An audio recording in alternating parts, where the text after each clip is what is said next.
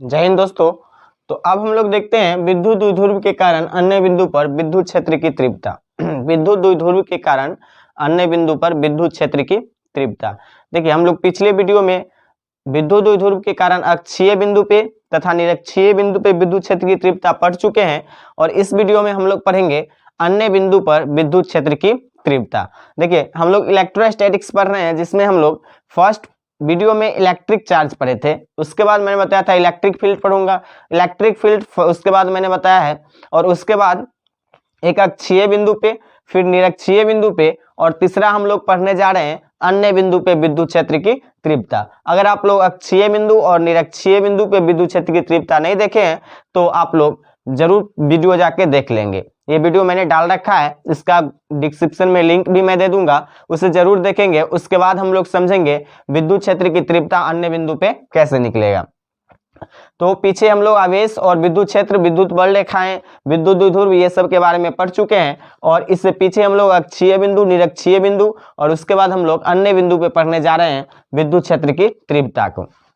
ये देखिए, किसके कारण निकालना है? तो विद्युत द्विध्रुव के कारण निकालना है। विद्युत द्विध्रुव के कारण विद्युत क्षेत्र की तीव्रता निकालना है। तो विद्युत द्विध्रुव के कारण निकालना है तो हम लोग यहाँ पे एक विद्युत द्विध्रुव बना लेंगे। विद्युत द्विध्रुव किसको कहते हैं? तो एक समान प्रकृति के समान आवेश परंतु विपरीत प्रकृति के आवेश को जब कुछ दूरी पे रखा जाता है तो उसे हम लोग विद्युत द्विध्रुव कहते हैं। एक प्लस आवेश, दूसरा माइनस आवेश, और इसको हम लोग 12 दूरी पे रखे हैं। यह विद्युत द्विध्रुव हो गया। यहाँ एक बीच में O बिंदु मान लेते हैं और O बिंदु से R दूरी पे, O बिंदु से R दूरी पे एक P बिंदु मान लेते हैं। यह मान लेते हैं यह थीटा एंगल पे है, यह जो है वह थीटा एंगल पे है। यानी कहीं भी रख सकते हैं, इधर भी रख सकते हैं, इधर भी रख सकते हैं, इधर भी रख सकते हैं, कहीं भी इसे हम लोग रख सकते हैं। यहाँ पे हम थीटा एंगल मान लिए इसको, ठीक है। अब देखिए, हम लोग यहाँ पे P हो गया। अब देखिए, इसका हम लोग कैसे निकालेंगे विद्युत क्षेत्र की तीव्रता। पिछले वीडियो में हम लोग अक्षीय देखे थे। अक्षीय जो होता है वह विद्युत द्विध्रुव के 0 डिग्री पे होता है, ठीक है। और निरक्षीय जो होता है विद्युत द्विध्रुव के परपेंडिकुलर 90 डिग्री पे होता है। ये हो गया E एक्सियल और ये हो गया E इक्वेटोरियल। अब देखिए, यहाँ पे वेक्टर का रूल फ्लो हो रहा है, वेक्टर का रूल फ्लो हो रहा है। यहाँ पे देखिए A वेक्टर और B वेक्टर, जैसे हम लोग पढ़े होंगे वेक्टर में A वेक्टर और B वेक्टर, और बीच वाला यह क्या होता है? रिजल्टेंट होता है, बीच वाला रिजल्टेंट वेक्टर होता है। तो इसे हम लोग कैसे निकालते हैं? तो इसे हम लोग निकालते हैं, रिजल्टेंट बराबर होता है √A² plus B² plus 2AB cos theta. ये इसका क्या हो गया? रिजल्टेंट हो गया। उसी तरह हम लोग इसको भी प्रयोग करेंगे। तो यहाँ पे देखिए, ये हो गया एक्सियल और इधर हो गया ये इक्वेटोरियल, इधर हो गया इक्वेटोरियल और यहाँ पे हो गया एक्सियल, और ये बीच वाला जो होगा इसका क्या हो जाएगा? ई नेट हो जाएगा, ई नेट हो जाएगा ये बीच वाला इसका, ठीक है। बीच वाला क्या हो जाएगा? ई नेट हो जाएगा। अब देखिए, यहाँ पे ई नेट हो गया ये बीच वाला, अब ये हो गया इक्वेटोरियल। तो एक्सियल और यहाँ पे हो गया थीटा एंगल। थीटा के बगल वाला जो होता है वह cos थीटा होता है, क्योंकि वेक्टर का रूल फॉलो कर रहा है। तो वेक्टर एक्सियल जो होगा cos थीटा के साथ होगा और इक्वेटोरियल जो होगा वह sin थीटा के साथ होगा। यानी इस तरह का यहाँ जो फिगर बन रहा है ऊपर में वह कैसा बन रहा है? तो फिगर कुछ इस प्रकार से बन रहा है। ऊपर में जो P बिंदु पे जो फिगर बनाए हैं, ये हो गया P बिंदु और यहाँ हो जाएगा, ये हो गया इसका ई नेट और ये हो गया इसका एक्सियल और ये हो गया इसका इक्वेटोरियल, ठीक है। एक्सियल में cos थीटा आ जाएगा क्योंकि यहाँ थीटा एंगल है, और ये आ जाएगा sin थीटा। तो यहाँ हम लोग ई नेट निकालेंगे। तो ई नेट निकालने के लिए क्या करेंगे? E1 का स्क्वायर E2 का square plus 2E1 E2 cos theta, इस तरह से हम लोग निकालेंगे। तो देख लीजिएगा, ये P बिंदु है, वहां पे इस तरह का हम लोग फिगर बनाए हैं, ठीक है। अब देखिए, यहाँ पे हम लोग लिखेंगे, लिखने के क्या लिखेंगे? माना कि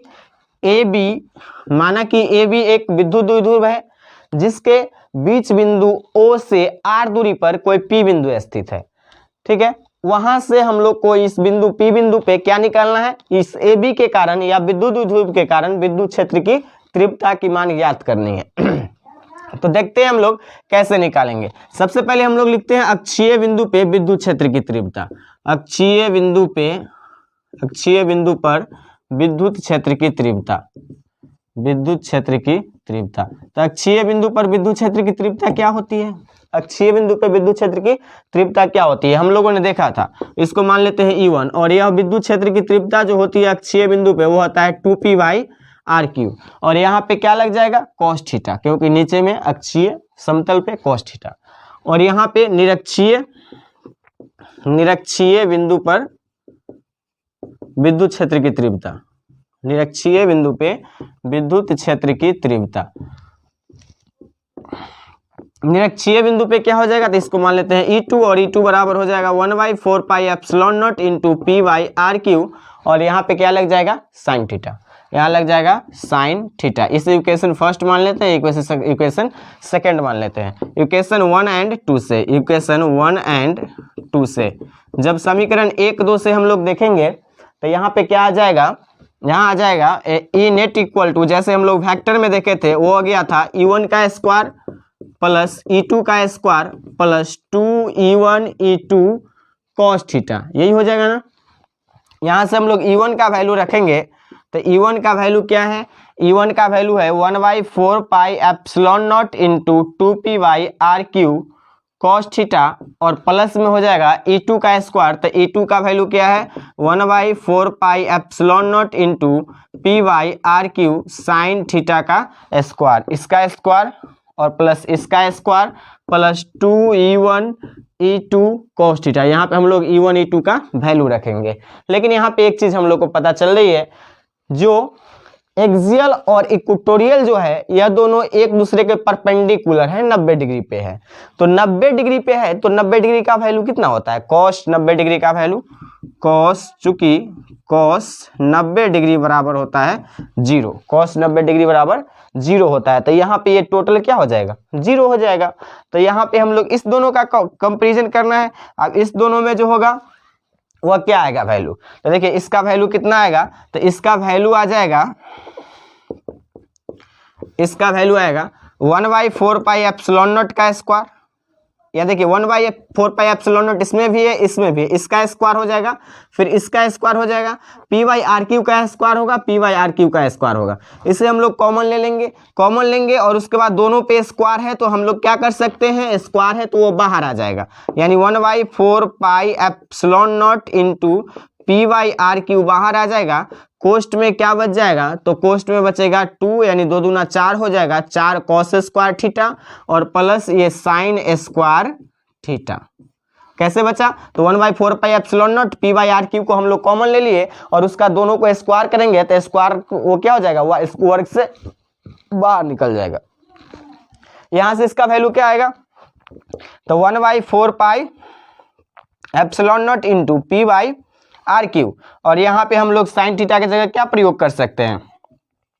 1 - cos square theta, 1 - cos square theta. अब देखिए 4 को cos स्क्वायर थीटा में से घट जाएगा, क्या हुआ? वो घट जाएगा तो 3 को बच जाएगा, यानी ई नेट का जो वैल्यू आएगा वो आएगा 1/4πε0 इंटू p/r³, और रूट अंडर में बच जाएगा 3 cos square theta plus 1, 3 cos square theta plus 1, और ये हम लोग का निकल गया अन्य बिंदु पे विद्युत क्षेत्र की तीव्रता। ये हम लोग क्या निकल गया? 1/4πε0 p/r³ root under 3 cos square theta plus 1, यह क्या हो गया? अन्य बिंदु पे विद्युत क्षेत्र की तीव्रता हो गई। इसे हम लोग जरूर अच्छे से एक बार रिवाइज कर लेंगे क्योंकि यह क्वेश्चन बार बार पूछा जाता है। अब देखिए आगे हम लोग देखते हैं, अगर थीटा का वैल्यू अगर 0 डिग्री रखे तो वो अक्षीय बिंदु वाला आना चाहिए, अगर थीटा का वैल्यू अगर 90 डिग्री रखते तो वो निरक्षीय बिंदु वाला आना चाहिए, विद्युत क्षेत्र की तीव्रता आना चाहिए। देखते हैं चेक करके आता है या नहीं,